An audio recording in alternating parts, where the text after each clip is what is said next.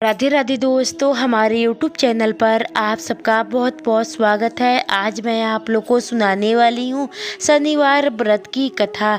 एक समय स्वर्ग लोक में सबसे बड़ा कौन के प्रश्न पर 9 ग्रहों में वाद विवाद हो गया। विवाद इतना बढ़ गया कि परस्पर भयानक युद्ध की स्थिति बन गई।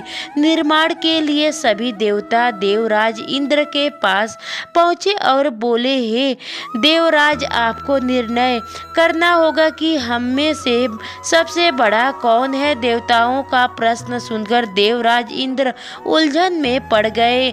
इंद्र बोले, मैं इस प्रश्न का उत्तर देने में असमर्थ हूँ। हम सभी पृथ्वी लोक में उज्जैन नगरी में राजा विक्रमादित्य के पास चलते हैं। देवराज इंद्र सहित सभी ग्रह देवता उज्जैन नगरी पहुँचे। महल में पहुंचकर जब देवताओं ने उनमें से अपना प्रश्न पूछा तो राजा विक्रमादित्य भी कुछ देर के लिए परेशान हो उठे, क्योंकि सभी देवता अपनी अपनी शक्तियों के कारण महान थे। किसी को भी छोटा या बड़ा कह देने से उसके क्रोध के प्रकोप से भयंकर हानि पहुंच सकती है। अचानक राजा विक्रमादित्य को एक उपाय सूझा और उन्होंने विभिन्न धातुओं स्वर्ण, रजत, चांदी, कांस, तांबा, शीशा, रंगा, जसत, अभ्रक व लोहे के 9 आसन बनवाए। धातुओं के गुणों के अनुसार सभी आसनों को एक दूसरे के पीछे रखवाकर उन्हें देवताओं को अपने अपने सिंहासन पर बैठने को कहा। देवताओं के बैठने के बाद राजा विक्रमादित्य ने कहा, आपका निर्णय तो स्वयं हो गया। जो सबसे पहले सिंहासन पर विराजमान है वही सबसे बड़ा है। राजा विक्रमादित्य के निर्णय को सुनकर शनिदेव ने सबसे पीछे आसन पर बैठने के कारण अपने को छोटा जानकर क्रोधित होकर कहा, राजा विक्रमादित्य, तुमने मुझे सबसे पीछे बैठाकर मेरा अपमान किया है। तुम मेरी शक्तियों से प्रचलित नहीं हो। मैं तुम्हारा सर्वनाश कर दूंगा। शनिदेव ने कहा, सूर्य एक राशि पर 1 महीने, चंद्रमा 2.25 महीना, मंगल 1.5 महीने, बुध और शुक्र 1 महीने, बृहस्पति 13 महीने रहते हैं। लेकिन मैं किसी राशि पर 7.5 वर्ष 7.5 तक रहता हूँ। बड़े बड़े देवताओं को मैंने अपने प्रकोप से पीड़ित किया है। राम को 7.5 के कारण ही वन में जाकर रहना पड़ा और रावण को 7.5 के कारण ही युद्ध में मृत्यु का शिकार बनना पड़ा। राजा, अब तू भी मेरे प्रकोप से नहीं बच सकता। इसके बाद अन्य ग्रहों के देवताओं तो प्रसन्न के साथ चले गए, परंतु शनिदेव बड़े क्रोध के साथ वहां से विदा हुए। राजा विक्रमादित्य पहले की तरह ही न्याय करते रहे। उनके राज्य में सभी स्त्री पुरुष बहुत आनंद से जीवन यापन कर रहे थे। कुछ दिन ऐसे ही बीत गया। उधर शनिदेव अपने अपमान को भूले नहीं थे। शनिदेव ने घोड़े के व्यापारी का रूप धारण किया और बहुत से घोड़े के साथ उज्जैन नगरी पहुंचे। राजा विक्रमादित्य ने राजा में किसी घोड़े के व्यापारी के आने का समाचार सुना तो अपने आश्वपाल को कुछ घोड़े खरीदने के लिए भेजा। घोड़े बहुत कीमती थे। आश्वपाल ने जब वापस लौटकर इस संबंध में बताया तो राजा विक्रमादित्य ने स्वयं आकर एक सुंदर व शक्तिशाली घोड़े को पसंद किया। घोड़े की चाल देखने के लिए राजा उस घोड़े पर सवार हुए तो वह घोड़ा बिजली की गति से दौड़ पड़ा। तेजी से दौड़ता घोड़ा राजा को दूर एक जंगल में ले गया और फिर राजा को वहां गिराकर जंगल में गायब हो गया। राजा अपने नगर को लौटने के लिए जंगल में भटकने लगे, लेकिन उन्हें लौटने का कोई रास्ता नहीं मिला। राजा को भूखा प्यास लगी थी। बहुत घूमने पर उसे एक चरवाहा मिला। राजा ने उससे पानी मांगा।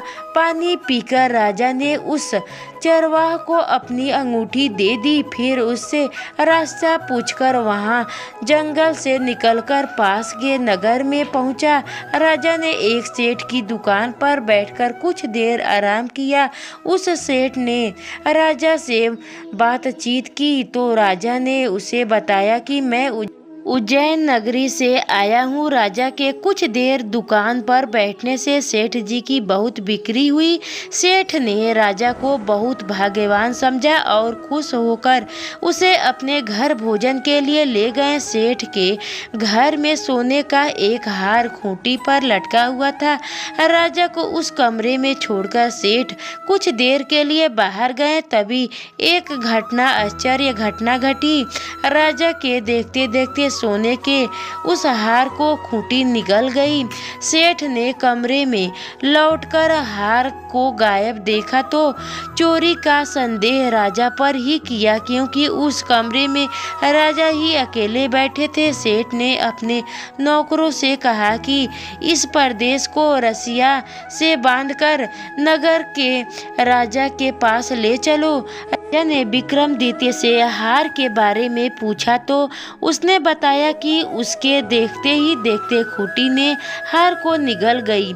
इस पर राजा ने क्रोधित होकर चोरी करने के आरोप में विक्रमादित्य के हाथ पांव कटवाने का आदेश दे दिया। राजा विक्रमादित्य के हाथ पांव कटवाकर उसे नगर की सड़क पर छोड़ दिया गया।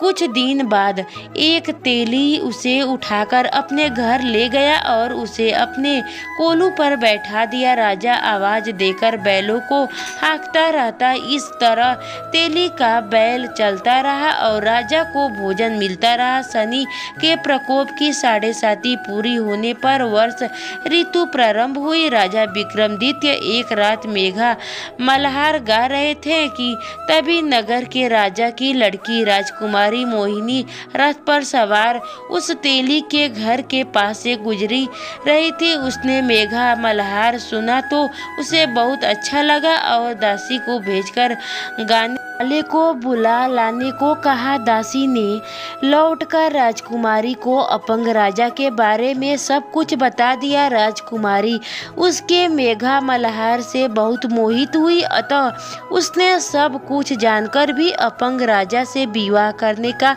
निश्चय कर लिया। राजकुमारी ने अपने माता पिता से जब यह बात कही तो वे हैरान रह गए। रानी ने मोहिनी को समझाया, बेटिया तेरे भाग्य में तो किसी राजा की रानी होना लिखा है, फिर तू उस अपंग से विवाह करके अपने पांव पर कुल्हाड़ी क्यों मार रही है। राजकुमारी ने अपनी जिद नहीं छोड़ी। अपनी जिद पूरी करने के लिए उसने भोजन करना छोड़ दिया और प्राण त्याग देने का निश्चय कर लिया। आखिर राजा रानी को विवश होकर अपंग विक्रमादित्य से राजकुमारी का विवाह करना पड़ा। विवाह के बाद राजा विक्रमादित्य और राजकुमारी तेली के घर में रहने लगे। उसी रात स्वप्न में शनिदेव ने राजा से कहा, राजा तुमने मेरे प्रकोप देख लिया, मैंने तुम्हें अपने अपमान का दंड दिया है। राजा ने शनिदेव से क्षमा मांगने को कहा और प्रार्थना की, हे शनिदेव आपके जितना दुख मुझे दिया है अन्य किसी को ना देना। शनिदेव ने कुछ सोचकर कहा, राजा मैं तुम्हारी प्रार्थना स्वीकार करता हूँ। जो कोई स्त्री पुरुष मेरी पूजा करेगा, शनिदेव को व्रत करके मेरी व्रत कथा सुनेगा, उस पर मेरी अनुकंपा बनी रहेगी। प्रातःकाल राजा विक्रमादित्य की नींद खुली तो अपने हाथ पांव देखकर राजा को बहुत खुशी हुई। उसने मन ही मन शनिदेव को प्रणाम किया। राजकुमारी भी राजा के हाथ पांव सही सलामत देखकर आश्चर्य में डूब गई। तब राजा विक्रमादित्य ने अपना परिचय देते हुए शनिदेव के प्रकोप की सारी कहानी सुनाई। सेठ को जब इस बात का पता चला तो दौड़ता हुआ तेली के घर पहुंचा और राजा के चरणों में गिरकर क्षमा मांग मांगने लगा। राजा ने उसे क्षमा कर दिया क्योंकि यह सब तो शनिदेव के प्रकोप के कारण हुआ था। सेठ राजा को अपने घर ले गया और उसे भोजन कराया। भोजन कराते समय वहाँ एक आश्चर्यजनक घटना घटी। सबके देखते देखते उस खूंटी ने हार उगल दिया। सेठ जी ने अपनी बेटी का विवाह भी राजा के साथ करा दिया और बहुत से सर्व आभूषण धन आदि देकर राजा को विदा कर दिया। राजा विक्रमादित्य राजकुमारी मोहिनी और सेठ की बेटी के साथ उज्जैन पहुँचे तो नगरवासियों ने हर्ष से उनका स्वागत किया और अगले दिन राजा विक्रमादित्य ने पूरे राज्य में घोषणा कराई कि शनिदेव सब देवताओं में सर्वश्रेष्ठ हैं। प्रत्येक स्त्री पुरुष शनिवार को उनका व्रत करें और व्रत कथा सुने। राजा विक्रमादित्य की घोषणा से शनिदेव प्रसन्न हुए। शनि का व्रत करने और व्रत कथा सुनने के कारण सभी लोग की मनोकामना शनिदेव की अनुकंपा से पूरी होने लगी। सभी लोग आनंद पूर्वक रहने लगे।